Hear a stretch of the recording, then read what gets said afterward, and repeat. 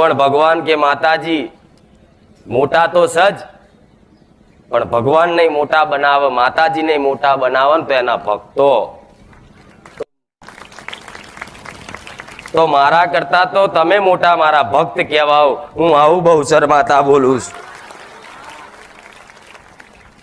આવા હળાહળ કળિયુગમાં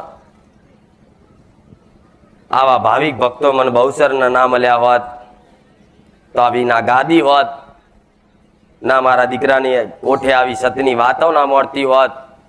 આવા ખરા તાપમાં 2 વાગે નો તાપ, ધગધગતો તાપ, એવામાં આવા મંડપ નીચે તમે ના બેઠા હોત તો આ એક મારા ભગવાનનું રચાવણ છે.